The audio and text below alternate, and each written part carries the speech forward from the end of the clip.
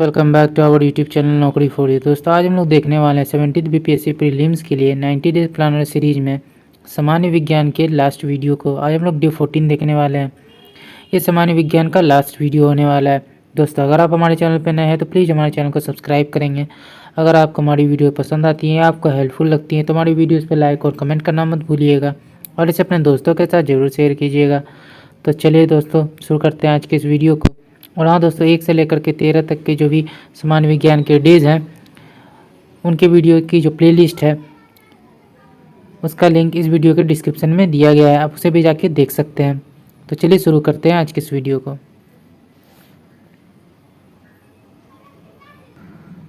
तो आज का हमारा जो टॉपिक है वो है विविध। तो चलिए देखते हैं पहला क्वेश्चन। निम्नलिखित पर विचार कीजिए, उपयुक्त में से कौन से सेल थ्योरी से संबंधित है। तो आंसर हो जाएगा सी, तीनों 1, 2 और 3। जिन 3 वैज्ञानिकों ने कोशिका सिद्धांत के विकास में योगदान दिया वे थे माथियास स्वीडेन, थियोडर स्वान और रुडोल्फ विर्चो। अतः विकल्प सी सही है। 1665 में माइक्रोस्कोप के तहत कॉर्क को देखने के बाद रॉबर्ट हुक ने सेल शब्द गढ़ा। उसके द्वारा देखी गई कोशिकाएं मृत थी। कोशिका सिद्धांत के अनुसार कोशिकाएं जीवन की मूल इकाई हैं और इसलिए इन्हें जीवित जीवों के निर्माण खंड माना जाता है। अगला देखते हैं। अगला है निम्नलिखित में कौन सम्मिलित नहीं है। तो आंसर हो जाएगा ए, जोसेफ लिस्टर कुष्ठ रोग का उपचार। ये गलत है।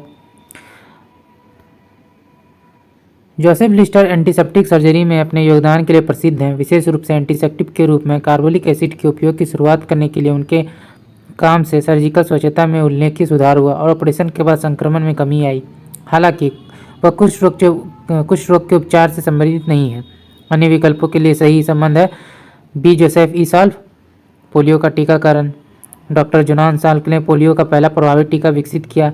सी, अलेक्जेंडर फ्लेमिंग, पेनिसिलिन की खोज। अलेक्जेंडर फ्लेमिंग ने एंटीबायोटिक पेनिसिलिन की खोज की। डॉक्टर एडवर्ड जेनर, चेचक का टीका विकसित करने के लिए का जो श्रेय है वो एडवर्ड जेनर को दिया जाता है। निम्नलिखित कथनों पर विचार कीजिए। निम्नलिखित में कौन सा कथन सही है। तो आंसर हो जाएगा डी, सभी कथन जो है सही है। उत्परिवर्तन का सिद्धांत डॉक्टर ब्रिज एनॉन। विकासवाद का सिद्धांत डार्विन। एक जीन एक एंजाइम की परिकल्पना वीडल और टेटम।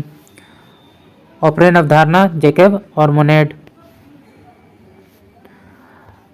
चार्ल्स डार्विन के अलावा किस वैज्ञानिक ने स्वतंत्र रूप से लगभग उसी समय प्राकृतिक चयन द्वारा विकास का एक समान सिद्धांत विकसित किया था। तो आंसर हो जाएगा अल्फ्रेड रसेल वॉलेस।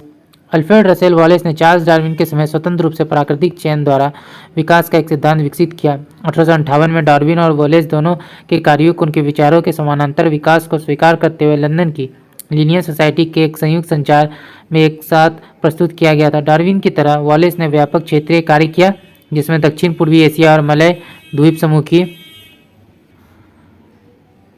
समूह की यात्राएं शामिल थी, जहां उन्होंने कई नमूने एकत्र किए। वॉलेस के काम ने प्राकृतिक चयन की अवधारणा के लिए अतिरिक्त समर्थन प्रदान किया, जिसमें भौगोलिक अलगाव की भूमिका और अनुकूलन के महत्व पर जोर दिया गया। निम्नलिखित में कौन सा मस्तिष्क का मुख्य सोचने वाला हिस्सा है। तो आंसर हो जाएगा डी, अग्र मस्तिष्क फॉर ब्रेन। प्रमस्तिष्क मस्तिष्क का मुख्य सोचने वाला भाग है। अग्र मस्तिष्क के हिस्सों में शामिल है। प्रमस्तिष्क मस्तिष्क का सबसे बड़ा भाग है। हाइपोथैलेमस, अतः विकल्प डी जो है सही है। सेरेब्रम मूवमेंट शुरू करता है और समन्वय करता है और तापमान को नियंत्रित करता है। हाइपोथैलेमस आपके शरीर के तापमान, भूख और प्यास, मूड, सेक्स ड्राइव, रक्तचाप। थैलेमस चेतना और सतर्कता को नियंत्रित करता है। निम्नलिखित पर विचार करना में कौन मेडुला द्वारा नियंत्रित होता है। तो आंसर हो जाएगा बी, तीनों। मेडुला ऑब्लिगेंटा हृदय गति, श्वास, उल्टी, मोक्ष, रक्तचाप, हृदय परिसंचरण और श्वास जैसी स्वचालित क्रियाओं को नियंत्रित करता है। सेरिबेलम स्वैच्छिक मांसपेशियां मूवमेंट के समन्वय के लिए जिम्मेदार है और मुद्रा संतुलन और व्यवस्था संतुलन बनाए रखने में मदद करता है। अतः विकल्प बी सही है। मेडुला ऑब्लिगेंटा पोन्स द्वारा मिड ब्रेन से जुड़ा हुआ है। अगला देखते हैं, सूची 1 को सूची 2 से सम्मिलित करना है। तो 7 का आंसर हो जाएगा डी, स्तन की हड्डी उरोस्थी। तो हो गया 4, कॉलर की हड्डी हंसली, घुटने की हड्डी पटेला और कंधे का ब्लेड स्केपुला। इकोसिस्टम के संबंध में इनमें से क्या सत्य है। आंसर हो जाएगा सी, उत्पादक प्राथमिक उपभोक्ता से अधिक है। पारिस्थितिक तंत्र में प्रत्येक पोषण स्तर से आगे बढ़ने पर ऊर्जा का ह्रास होता है। पारिस्थितिक तंत्र उत्पादकों की संख्या प्राथमिक उपभोक्ताओं शाकाहारी से अधिक होती है तथा पारिस्थितिक तंत्र में शाकाहारियों की संख्या मांसाहारियों से अधिक होती है। कुछ कारणवश यदि तितलियों की जाति स्पीसीज की संख्या में बड़ी गिरावट होती है तो इसके संभावित परिणाम क्या हो सकते हैं? 1 और 3, कुछ पौधों के परागण पर प्रतिकूल प्रभाव पड़ सकता है। इसके कारण बड़ों, मकड़ियों और पक्षियों की कुछ प्रजातियों की समष्टि में गिरावट हो सकती है। अगला देखते हैं। परितंत्र में खाद्य श्रृंखलाओं के संदर्भ में निम्नलिखित में से किस प्रकार के जीव अपघटक जीव कहलाते हैं? तो आंसर हो जाएगा बी, कवक और जीवाणु।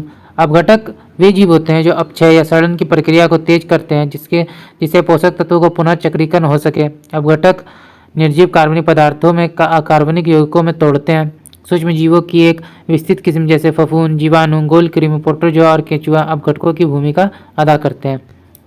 ग्रीन हाउस इफेक्ट वो प्रक्रिया है, हो जाएगा इसका बी।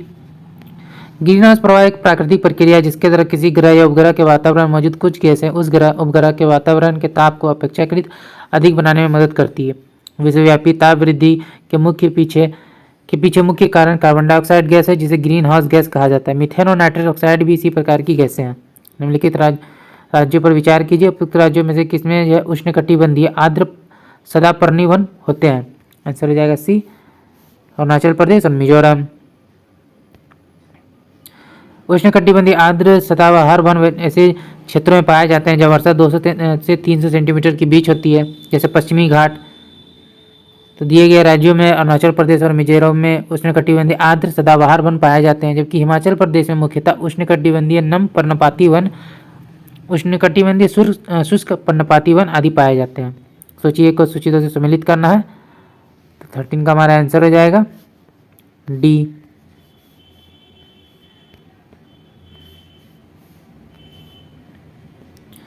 वन संरक्षण अधिनियम 1980, पर्यावरण संरक्षण अधिनियम 1986, वायु प्रदूषण निवारण नियंत्रण अधिनियम 1981, जल प्रदूषण नियंत्रण अधिनियम 1974। 1 2 3 4। हाल ही में डेंगू के लिए एक नए टीके टैग 003 को विश्व स्वास्थ्य संगठन ने अग्रिम स्वीकृति प्राप्त की है। टैग 003 किस प्रकार का टीका है? जीवित चिन्हित टीका। टैग 003 जिसे क्यूडेंगा के नाम से भी जाना जाता है, एक जीवित चिन्हित टीका है। इसका मतलब है कि इसमें वायरस के कमजोर संस्करण शामिल है जो रोग पैदा किए बिना प्रतिरक्षा प्रतिक्रिया को उत्तेजित करते हैं। विशेष रूप से टैग 003 को डेंगू वायरस के सभी 4 सीरोटाइप से बचाने के लिए डिजाइन किया गया है। लाइव एटेन्यूएटेड वैक्सीन, जीवित छीन टीका। इन वैक्सीन में जीवित वायरस होते हैं जिन्हें कमजोर कर दिया जाता है ताकि वे गंभीर बीमारी का कारण न बन सके। टैग 003 इस श्रेणी में फिट बैठता है क्योंकि इसमें सभी 4 डेंगू सीरोटाइप के लाइव एटेन्यूएटेड वायरस जीवित छीन टीके होते हैं। प्लेन बायोक इस बीमारी के 5 सबसे आम सीरो ग्रुप की रोकथाम के लिए FDA द्वारा अनुमोदित पहला और एकमात्र टीका क्या है? आंसर हो जाएगा मेनिंगोकोकल रोग। अगला देखते हैं, लासा बुखार के संबंध में निम्नलिखित कथनों पर विचार करना है। तो आंसर हो जाएगा उपरोक्त कथनों में कौन से कथन सही हैं? तो आंसर हो जाएगा ये 1 और 2 जो है सही है। यह लासा वायरस के कारण होने वाला रक्तस्रावी रोग है। यह आमतौर पर मास्टोमिस चूहों मल्टीमेमेट चूहों के माध्यम से लोगों में फैलता है। अगला देखते हैं, सिंगल्स हर्पीज जोस्टर के संबंध में निम्नलिखित में कौन सा कथन गलत है? तो आंसर हो जाएगा बी जो है गलत है। दाद जिसे हर्पीज जोस्टर के नाम से भी जाना जाता है वेरिसेला जोस्टर वायरस के कारण होता है, वही वायरस जो चिकन पॉक्स का कारण बनता है। यह कथन सही है। चिकन पॉक्स से पीड़ित व्यक्तियों में दाद किसी भी उम्र में हो सकता है, हालांकि यह 50 वर्ष से अधिक उम्र के लोगों में सबसे आम है। यह कथन गलत है क्योंकि यह कम उम्र के व्यक्तियों में भी हो सकता है। CDC की सिफारिश है कि 50 वर्ष या उससे अधिक आयु के वयस्कों के साथ कमजोर प्रतिरक्षा प्रणाली वाले वयस्कों को दाद से बचाव के लिए सिंगल्स वैक्सीन सिंक्रिक्स की 2 खुराक लेनी चाहिए। यह कथन सही है। दाद का कोई इलाज नहीं है लेकिन एंटीवायरल थेरेपी लक्षणों की गंभीरता और जटिलताओं के जोखिम को कम करने में मदद कर सकती है। यह कथन सही है। हाल ही में फ्लोरिडा विश्वविद्यालय द्वारा विकसित mRNA वैक्सीन का पहला मानव नैदानिक परीक्षण किया गया। यह किस बीमारी से संबंधित है? आंसर हो जाएगा बी, ग्लियोब्लास्टोमा।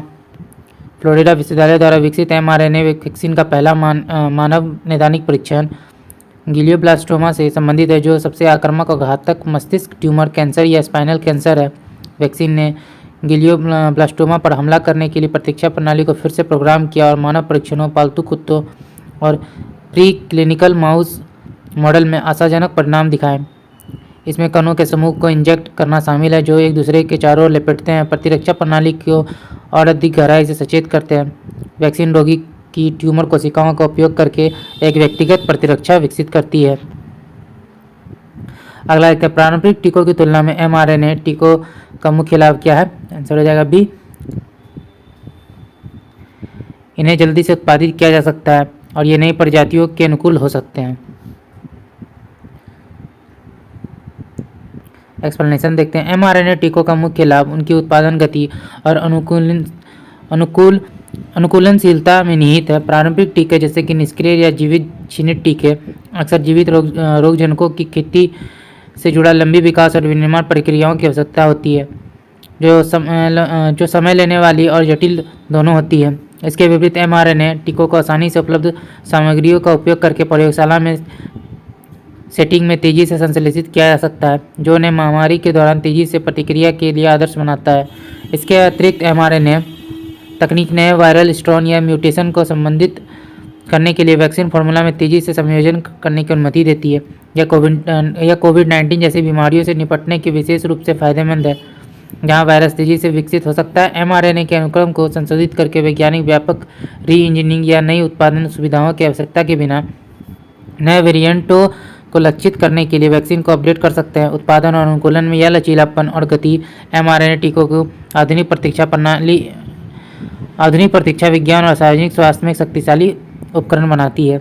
अगला संयुग्मी टीकों के संबंध में निम्नलिखित कथनों पर विचार करना है, कौन सा कथन सही है। तो आंसर हो जाएगा केवल एक जो है सही है।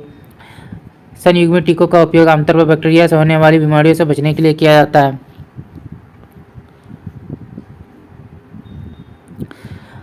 ये टीके रोग उत्पन्न करने वाले रोगाणु द्वारा बनाए गए विष का उपयोग करते हैं। वे रोगाणु के बजाय रोग उत्पन्न करने वाले रोगाणु के भागों के प्रति प्रतिरक्षा उत्पन्न करते हैं। डिप्थीरिया, टेटनस के टीके ऐसे टीकों के उदाहरण हैं। उपरोक्त विवरण किस प्रकार के टीकों से संबंधित है। तो आंसर हो जाएगा सी, टॉक्सोइड वैक्सीन। टॉक्सोइड टीके रोग पैदा करने वाले रोगाणु द्वारा उत्पादित विष का उपयोग करते हैं। वे रोगाणु के उन हिस्सों के प्रति प्रतिरक्षा पैदा करते हैं जो रोग का कारण बनते हैं, न कि रोगाणु के प्रति। टॉक्सोइड टीके के उदाहरणों में डिप्थीरिया और टेटनस के टीके शामिल हैं। ये टीके विशेष रूप से बैक्टीरिया द्वारा उत्पादित विषाक्त पदार्थों के विरुद्ध प्रतिरक्षा प्रतिक्रिया उत्पन्न करने के लिए डिजाइन किए गए हैं, न कि बैक्टीरिया के विरुद्ध। तो दोस्तों आज का वीडियो यहीं तक। आशा करते हैं वीडियो आपको पसंद आया होगा। अगर आपने वीडियो को यहाँ तक देखा और अभी तक हमारे चैनल को सब्सक्राइब नहीं किया तो प्लीज़ हमारे चैनल को सब्सक्राइब करेंगे। अगर आपको हमारी वीडियो पसंद आई, आपको हेल्पफुल लगी तो इसे अपने दोस्तों के साथ भी जरूर शेयर कीजिएगा। हमारी वीडियोस पे लाइक और कमेंट करना मत भूलिएगा। तो चलिए फिर मिलते हैं एक मज़ेदार वीडियो के साथ। जय हिंद।